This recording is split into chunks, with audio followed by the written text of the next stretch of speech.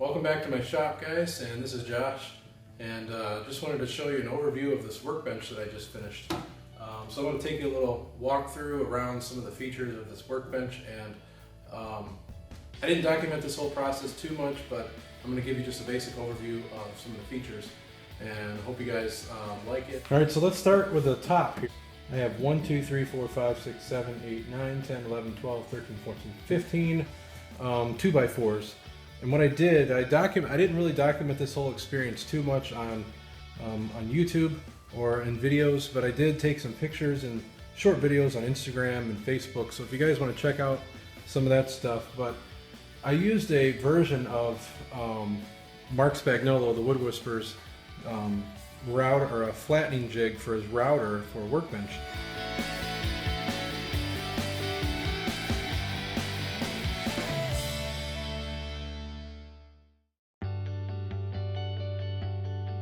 And basically that's what I did. I used my router to flatten this, and I used a 3/4 inch straight bit. Just ran it back and forth. It's a lot of these 2x4s, or most of them except for the two right here, if you can see those here. Yeah, these two 2x4s here were the only two that I bought for this top. The rest of these are all reclaimed from pallets. And I did show pictures of the underside, where this one right here especially, I can tell this one and this one here, these were notched out on the bottom. So if you see like the runners on pallets, they are notched out. So the underside, but in most places, most of these are all full 2x4s. I did flatten both sides, just so you know. I flattened the bottom first, and then I used, and then I flipped it over. But other than that, those are the only these two. I bought two 8-foot 2x4s, and then these outside pieces here. Let me just make sure you can see. But these outside pieces are 2x6. I'll show you a little bit more in depth of that. But those are the only boards that I actually bought for this workbench. The rest of it was all reclaimed and stuff that I stored up, and you know, these are all glued together. There's no metal fasteners, with the exception of some screws that I'll show you in just a second. But these are all, you know, most of them are a soft, either like SPF, spruce pine fir. There may be a few that are mixed in, like that are hardwood, but I'm not really sure. And I'm not really concerned about that. But the overall thickness of this is 3 inches. Just over 3 inches. The legs are two 2x4s that are glued together. All the pieces here are, you know, all the cross pieces, and these cross pieces are 2x4s that are glued together. I did flatten them out and ran them through my table saw, squared them up really good. There's another one on the other end, just like that, and they are the same dimension. But I believe this one, these two 2x4s. They may be a little bit off, and I didn't mortise and tenon any of these. I used dowels. So if you take a look at that down here, all I did was, and I did show the video, my recent video shows me drilling the holes. All I did was use a 3/8 inch dowel and a drill bit too, and I just pegged them with you know, dowels. That's going to be plenty enough to hold it. They're glued together. There's glue in all the joints. With the exception of the top. The top isn't glued down or anything, and I'll show you a little bit about that, which is something I just finished today.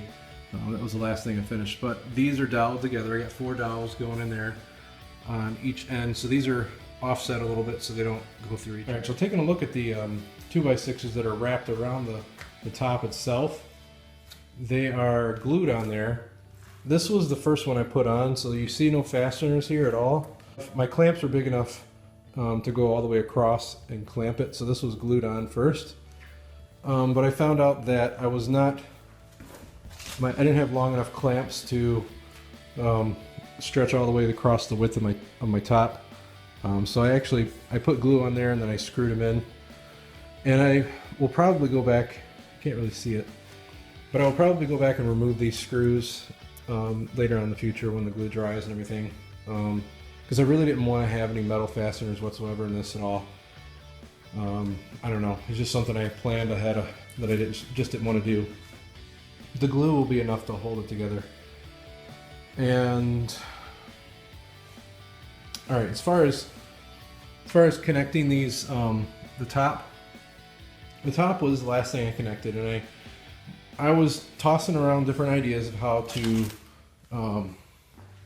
connect it. You know, how do I do it? Well, the bottom, if you saw before, I've showed in previous pictures and videos that the top is, the legs have a small tenon about, I don't remember how deep it is, but it's not very deep. It's probably a ½ inch, I think, or 3/8 of an inch deep. Actually, it's about half, I think, ½ inch tenon on the legs, and there's a square mortise in the underside of this for it to sit down on.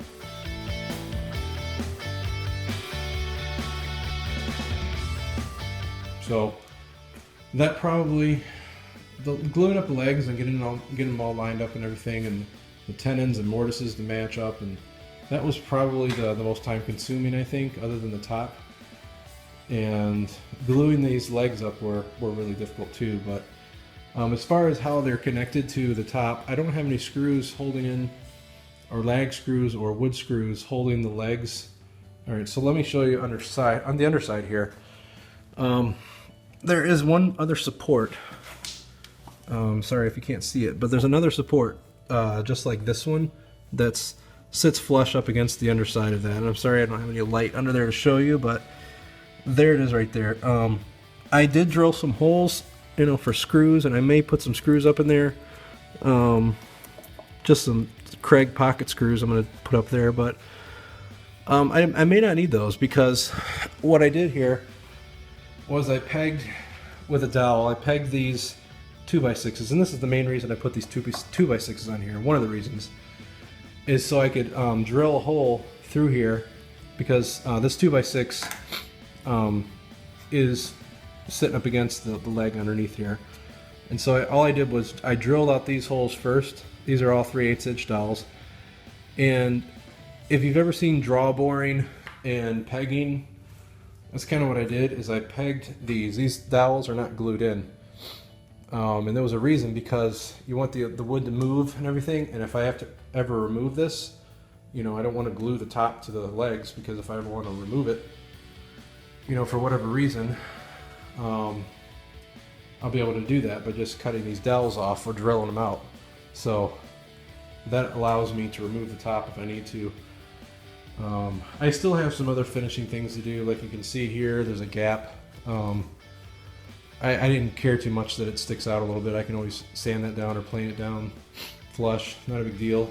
I may go back and, I don't know, round over the edges or corners here, but I picked up this filing cabinet for $10 at my workplace, and there was, I'd been waiting and looking for one of these for a long time, and when I saw it, I talked to the guy there, and he was able to sell it to me for $10, which was awesome.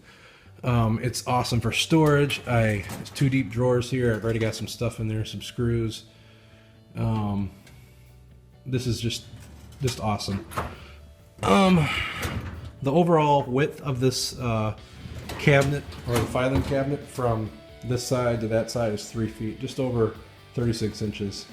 And so I actually built my workbench around this filing cabinet, so it fits right up against there. My intention was to go in from the inside and put some screws from the inside and attach it to this cross member, and I may still do that to give it extra stability. If I find that I need extra stability, but this bench is pretty heavy, if I find that I need it, I will go in there and do it, but it's kind of tight in there to try and get a screw gun in there. But the only way this top is attached is through these pegs that go into the legs. And the pegs actually go, they're about this deep in, so it goes into at least 2 of these, so at least like 4.5 inches. They might be a little bit longer, but they're about 4.5 inches in, so that's plenty of support and strength. And again, the whole technique behind that, the pegging, is that you offset the holes on the legs lower, so when you drive the pegs in, it pulls the top down onto the legs. And that, it was hard to get that accurate, but the holes lined up pretty good. And but you taper the end of the dowels. You basically, what I did is just took a piece of sandpaper. Real quick, let me show you. So I cut all my dowels to length, and then I just took a piece of sandpaper and just tapered it, tapered them to where they're slightly pointed on the edge or on the end, and then drove them in, and without any glue, and it holds it in. So for that reason, I may not even put any screws into the legs, into the top to connect it. I think the top is going to stay pretty firmly on. All right, so the last feature of this bench that I'm really happy about is the overhang of this 2x6 around the edge is around 2 inches, give or take a little bit. And it allows me to put these clamps underside under here, for the time being. This is very temporary, I think, but it gives me enough room here. Granted, the piece has to be low enough to do it, but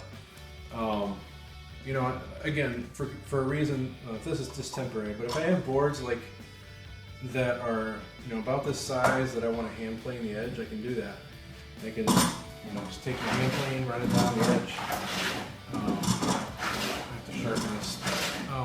You get the idea. It holds the workpiece firmly in place. My previous workbench had the I can't really see it, but I took my other workbench apart. I had a homemade vise on here. It was just threaded rod and 2x4s and stuff.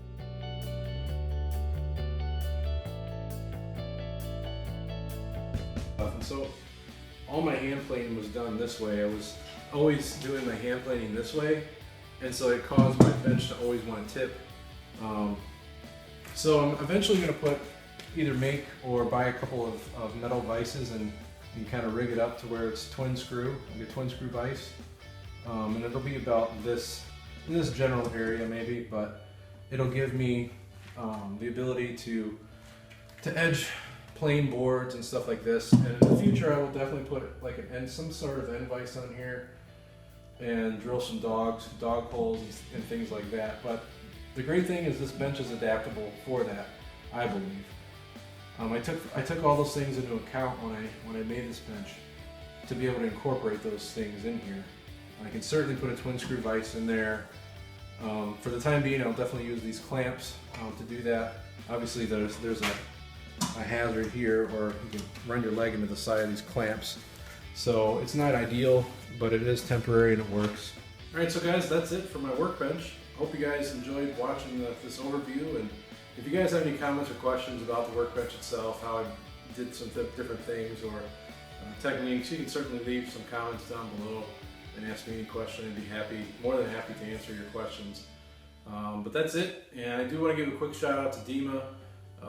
Don't forgive me, Dema, I don't know how to pronounce your last name, but I did get a lot of inspiration and ideas from his workbench, so I just wanted to give a quick shout out to him.